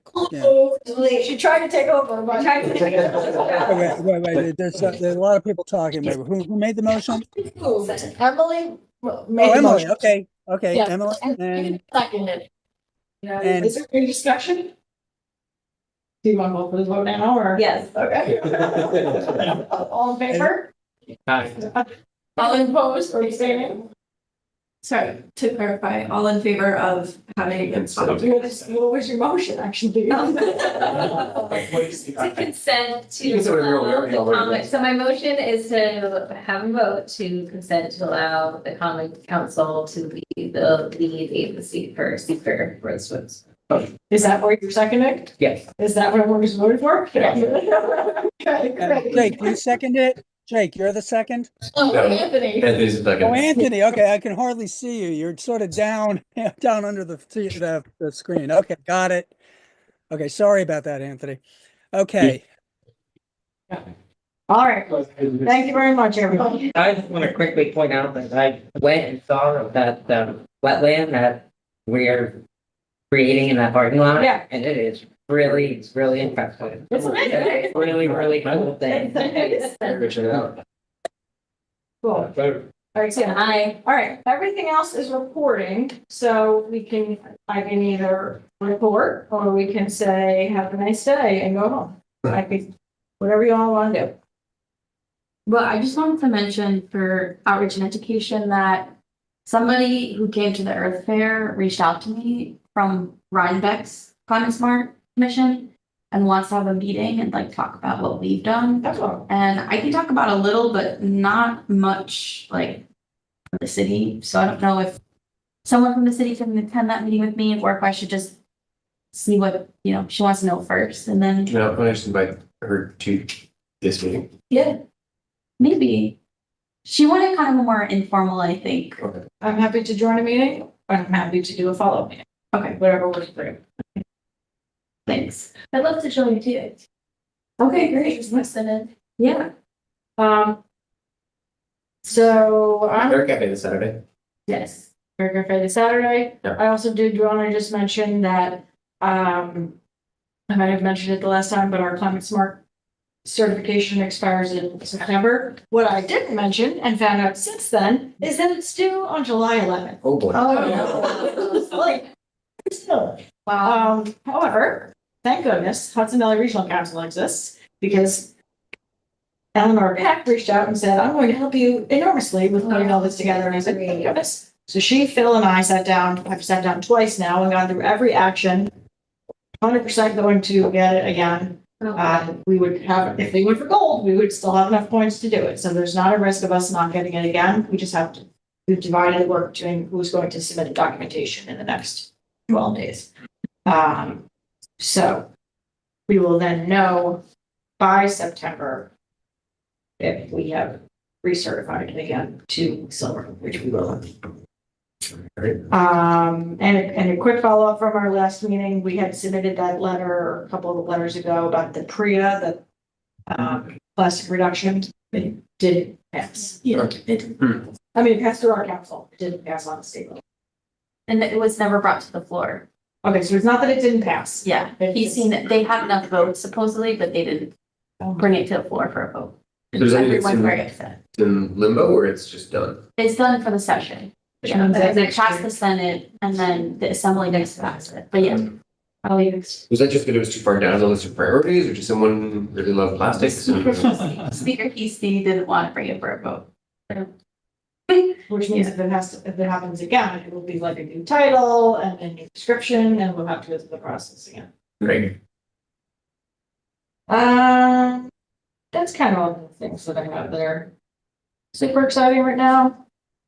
Everyone's okay with just going it? I had a Totally question okay. about Okay. the environmental education that I guess it's seen some sort of change in that all the schools get like all the same programming or whatever, right? Is that right? So up until now, for the past 20 some years, the Parks Department has been offering a slate of 15 different school programs to the school district and any school district. And it was done such that any teacher that wanted to register could register on their own independently. They were not mandated to, they were not incentivized to, they didn't have to pay for it, none of that. And we've worked with thousands of teachers in doing that. Each program is set up so that this program is offered to kindergarten through fourth grade, or this program is offered to second and third grade, or this program is offered to K through 12. And in the last year or two, the relationship with the school district changed so that we collectively decided to make it more uniform, because it could have been the case that for a long time, if my son was in third grade in Mr. Gruber's class, Jake's son was in third grade in Mrs. Gruber's class, then my kid might have gone on a field trip, but his kid didn't get to go on a field trip because his teacher didn't choose that. So that means that there wasn't equal time for each student in each class because the teacher made the decision. However, it did also mean that every teacher that was doing it wanted to be doing it. It is now the case that each program that we offer through the Parks Department is designated for a specific grade, and every class in that grade takes that program. Whether the teacher signs up for it or not, they get signed up for it. So all of the fourth grades do Hudson River ecology and kayaking. All of them. And so all of the third grades do maple sugar.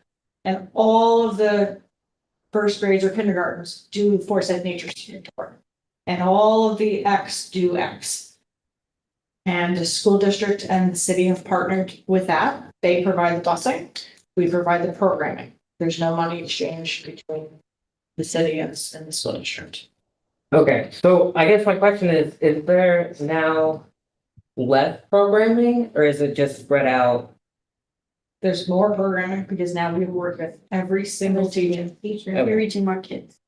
Every single, it also allows so that there's not, if there's a teacher, so if Kat has a kid in first grade, or Kat's a first grade teacher, Jake's a second grade teacher, and I'm a third grade teacher, and Melissa has a kid that goes through each of our classes, but we all choose to sign up for kayaking, that our kid isn't doing kayaking in first grade and kayaking again in second grade and kayaking again in third grade. It does mean though that we have had to hire additional staff. So Brendan works for us now. And we have Phil, Casey, and Brendan are outside every single day teaching classes because we work with every single kindergarten through fourth grade for sure. And then beyond through fifth through 12th, the teachers can sign up individually. Okay. All right. Is there any other business? And do we have things to be posted on social media? Yeah, I have the paint, recap, repair cafe reminder. I think that's about it for now, unless anybody else has stuff. Sounds good to me. Can I add 30 seconds of public comment? Yes. Okay, and I'm sorry, okay. I was talking with Phil earlier. He said that he was talking with maybe Kaya, maybe other people about getting together a marginal payment cost curve for the city. I don't know if you guys know what that is. What words did you just use? Okay, then this is something that they brought up another time. But it's a way of comparing, like the cost efficacy of greenhouse gas reduction. Oh, yeah. I just want to say, I think that would be a great idea.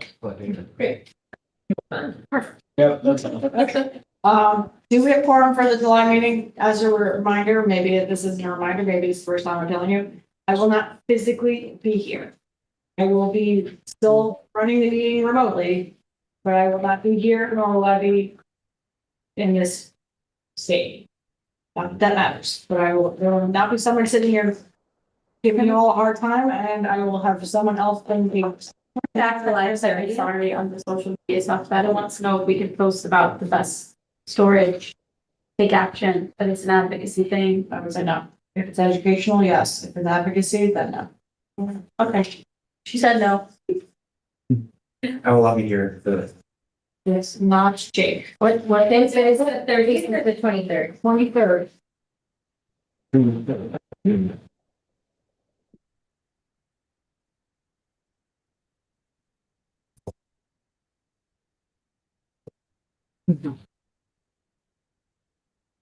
We don't know about Cal and Dan. They're not here. but everyone else. Yeah, I'll be here. Yes, yes, Trevor, yes, also, I'm not sure. just let's. I just pulled out a doodle poll for a retreat in New York City. I could join virtually probably. I'll be here. Okay, all right, then it will still happen. I'll have either Bill or Brendan come in and start the computer thing in here. But otherwise, you guys don't have to worry about anything except for just coming and being here. All right, is there any other business? Hello, do you want to call for a vote or? No, you can. I would try to depose you. Is there? Motion to adjourn. Well, and Emily, a second on it. On favor? Yeah, all right. 7:13. Have a good night, everybody. Great, thank you. Night. Enjoy the airplane. Cool. Can the majority block? Good night. Bye. Yeah.